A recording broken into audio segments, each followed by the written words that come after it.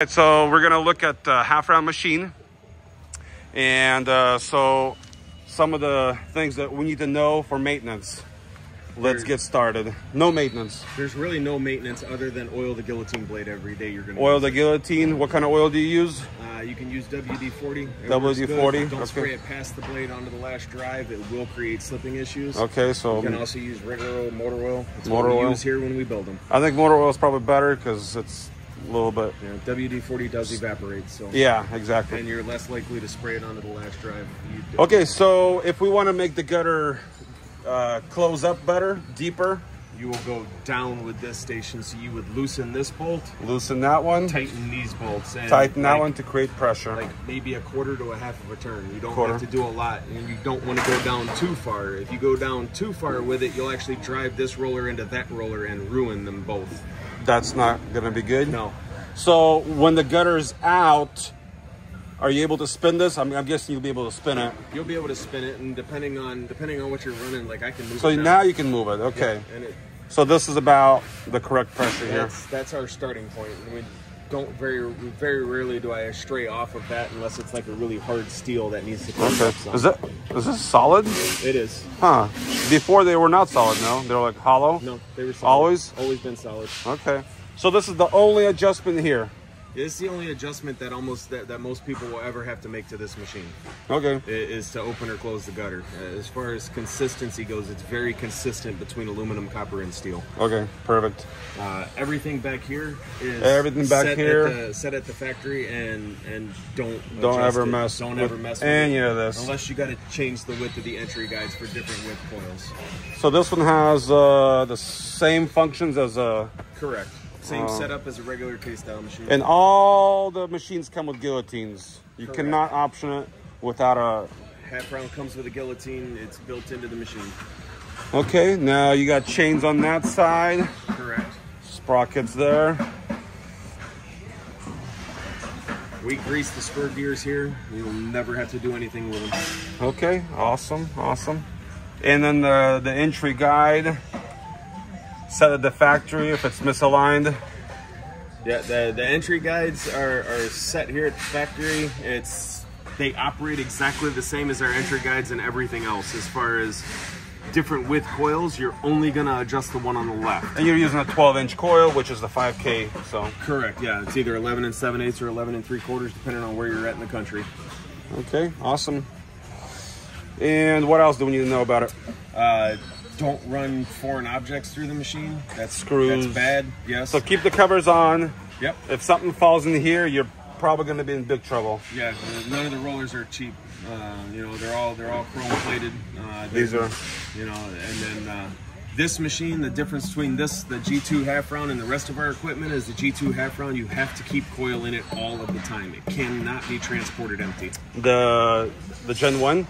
The Gen 2, this one. This one has to have a coil in. This one has to have coil in it all of the time, like an old Panther machine. Huh? Nobody usually follows that, do they?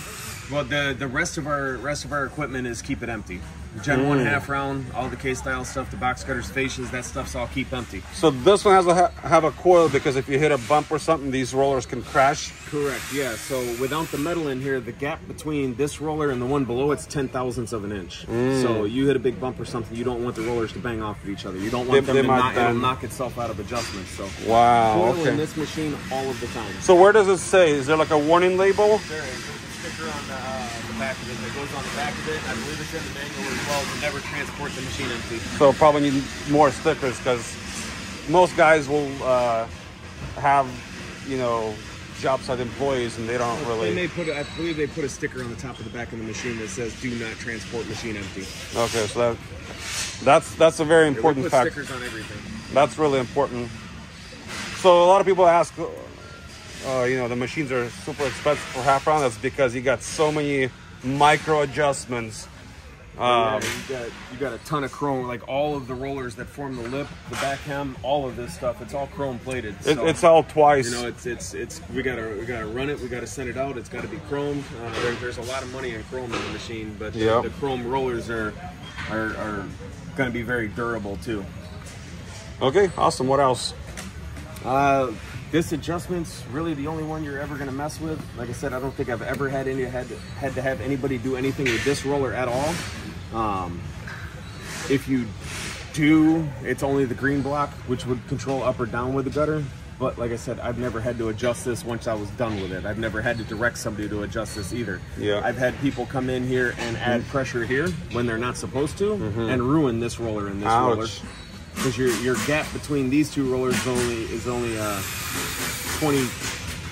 13 thousandths. So, you know, you put a half a turn on this roller's hitting this roller now, and that's bad. Okay, so never mess with that one. Correct, yeah. This one I've never had to have anybody mess with. The bead roller, once it's set, most of the stuff in here is literally set it and forget it. Perfect. Okay, awesome. Perfect. Extension cord, 10 gauge. 10 gauge, if you're gonna run it off a generator, it does have twice the motor that other machines have, so you guys need twice the generator. You need about a 10,000 watt generator. 10,000 watt generator. Yeah, it's got a 1.5 horse motor as opposed to the 3/4 horse that's in everything else. Let's take a look at the motor. Is there any maintenance, oiling, or anything for this thing?